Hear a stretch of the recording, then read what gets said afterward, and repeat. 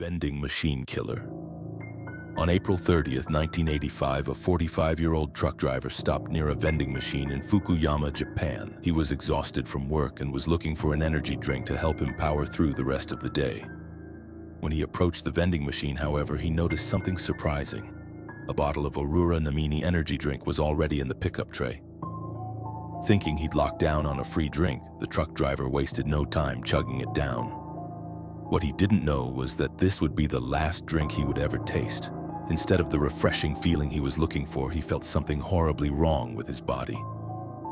A bitter burning sensation quickly spread throughout his throat, followed by an intense wave of nausea. It wasn't long before he was lying on the road in excruciating pain. He was rushed to a nearby hospital where doctors discovered a lethal amount of paraquat dichloride in his system. Paraquat is an herbicide that was quite common in Japan at the time.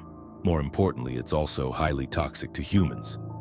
When ingested, it can lead to severe nausea, throat inflammation, internal chemical burns, and eventually death. This is also why it's been banned completely from over 70 countries to date. Unfortunately, despite knowing the reason for his illness, there was nothing the doctors could do to save his life. There's no antidote for the deadly chemical today, let alone back then. So after hanging on to his life for a month, the truck driver passed away on the 30th of May, 1985. At first, investigators assumed that given the nature of his work, he might have accidentally encountered the toxic substance while on duty.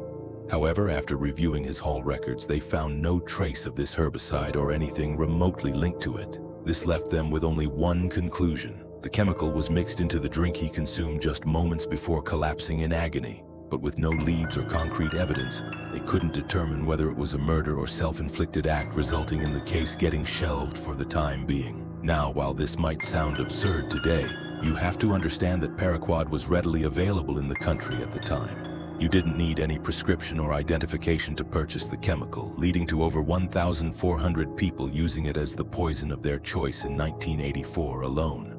In other words, the possibility of it being self-inflicted was just as high. However, just as the investigators were about to give up on this case completely, they received tragic news. Another person had fallen victim to the same poison after consuming Ornaminsky on the 5th of September. Then another 6 days later, and one more 2 weeks after that. By this point, it was clear that someone was deliberately poisoning vending machine drinks across Japan. This was the work of a deranged serial killer. Unfortunately, this supposed killer was also extremely thorough. He didn't leave any fingerprint or DNA evidence on the drinks he tampered with, and only targeted vending machines with no CCTV cameras nearby. As for why his victims willingly drank the unknowingly poisoned drinks he left behind, that had to do with the buy one get one free promotion, or Anami was running around the time to entice younger consumers. However, since some people only wanted the one drink, they often left the second free drink near the vending machine as a gift for the next person. This was common enough that people didn't find the laced drinks suspicious and drank them without a second thought. Sadly, this method was terribly effective. By the end of the year, this mysterious vending machine killer had claimed the lives of 12 victims, and it severely injured 35 more. But as I mentioned earlier, this killer was a master of hiding his tracks. He operated all across western and central Japan as well as Tokyo, making it near impossible for investigators to pinpoint his location. The lack of evidence also made it difficult to figure out his motive. Some speculated that he was doing all this to extort money from Otsuka Pharmaceutical, the company that made Aurora. This is because in 1984, a group called the Mystery Men with 21 Faces threatened to poison food products unless the companies paid them money.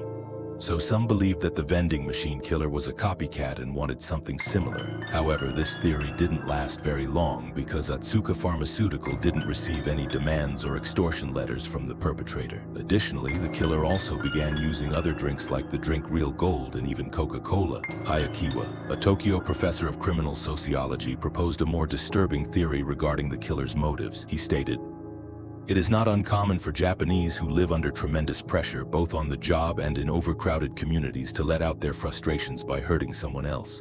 The person responsible may even wait around to see who buys the poison drink. He or she may find this is a kind of exhilarating release from the tensions of life in Japan." But even if this was the truth, it still didn't bring investigators any closer to catching the suspect. Left with no other options, the authorities turned to the public and launched a nationwide campaign on the 27th of September. They placed signs and distributed leaflets telling people to avoid suspicious free drinks and to properly inspect the capsules on their beverages before consumption. They also instructed vending machine owners to investigate their stock for any anomalies and told chemical shops to monitor their customers more closely. It's unclear how effective this campaign was, as the number of victims kept increasing even after its launch. But then something unexpected happened. On the 17th of November, the murder spree stopped completely after the death of a 17-year-old girl. She was the only female to have died from the poisoning. It's possible that the person who committed these atrocities had a moral code against harming women, though that's nothing more than a baseless speculation. Due to the complete lack of evidence, the vending machine killer was never identified, cementing this case as one of the most chilling, unsolved mysteries in Japanese history. Little Rock serial stabber. On April 11, 2021, the Little Rock Police Department received a distress call from South Pulaski Street regarding a potential homicide. When they arrived at the scene, they found a middle-aged woman lying on the street with stab wounds all over her body. This woman turned out to be 41-year-old Deborah Walker. She was homeless at the time and was living on the streets when this incident happened. She was quickly taken to the hospital, where medical staff discovered that she had been stabbed at least 15 times. Despite lying on the street bleeding for what may have been hours, she miraculously survived and managed to regain consciousness the same day. Investigators also visited her in the hospital to gather any information she could provide about her attacker. Unfortunately, she was attacked somewhere between 1 and 4 a.m. It was still dark outside, and all that she saw was that her attacker was a tall African-American male with a slender build. Now, in most other similar cases, such limited information would hardly be enough to generate any leads. But in this instance, the description Deborah provided left the investigators in disbelief. That's because her attacker's profile closely matched the perpetrator of another incident that took place about 8 months earlier in the surrounding area. The victim of that incident was 64-year-old Larry Eugene McChen. He was living in Little Rock with his daughter Sarah, who was on probation at the time. On the 20th of August 2020, he had a medical emergency and was taken to the hospital in an ambulance. He was discharged from the hospital the next morning. However, when the hospital staff tried to contact Sarah so she could pick him up, she wasn't answering her phone. So they gave Larry the information about a nearby homeless shelter and a bus token to get there. Later that day, Sarah came to the hospital looking for her father, only to learn that he'd been discharged hours ago. She then reached out to the homeless facility Larry was told about, but they didn't know anything about his whereabouts either. The only option she had was to file a missing persons report and wait for the police to find Larry. 2 days later, on the 24th of August, Sarah received the call she was waiting for. Tragically, it wasn't the news she had hoped for. According to the official report, the Little Rock Police Department found Larry's body on South Gaines Street at around 2 a.m. They identified him by the hospital discharge papers he had on him. More importantly, he had multiple stab wounds on his body and was unfortunately already dead by the time the police arrived. His death was declared a homicide, and the investigators began looking for clues almost immediately. This proved quite impossible at first, since there were no witnesses and there wasn't anything that could be used as evidence at the crime scene. However, after inspecting the surrounding houses, they had a major breakthrough. The CCTV camera outside a nearby house had captured the suspect walking down the street when suddenly he spots Larry and begins walking towards him. After committing the crime, he tries leaving the area only to stop, go back and stab Larry one last time before fleeing.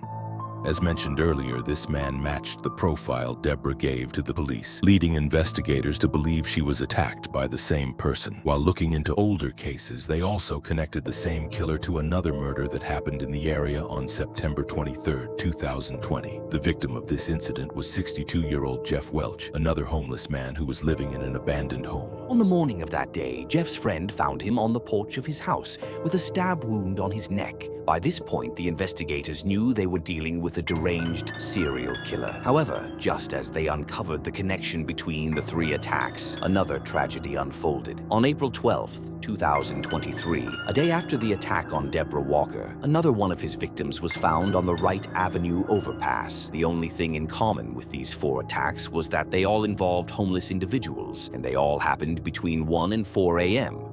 There seemed to be no clear pattern on how the perpetrator selected his targets. This left the Little Rock community terrified to leave their homes, fearing they might become the next victim of the serial killer on the loose. After realizing the potential danger of the situation, LRPD began spreading awareness about the man who is now being referred to as the Little Rock Slasher. We also need your help.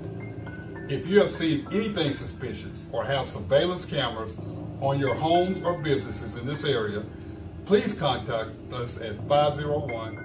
They also turned to the public to ask for any information they could provide on the matter, and even announced a $20,000 reward. We also need your help. If you have seen anything suspicious or have surveillance cameras on your homes or businesses in this area, please contact us at 5013. Unfortunately, despite having CCTV footage of the suspect, the Little Rock Slasher was never caught. The case remains a mystery to this day, or at least that's what the official reports say. While researching this case, I came across an Arkansas-based blog called The Snarky Media Report. The authors of this blog did their own investigation into the slasher case, and what they found was shocking to say the least. Put simply, they claimed to have found the true identity of the killer after talking to multiple locals and Deborah, who, according to their blog, already knew the identity of her attacker. They also uncovered many details about this supposed killer, including his criminal record, which reveals that he has already served 2 prison terms in Arkansas for felony convictions of domestic violence.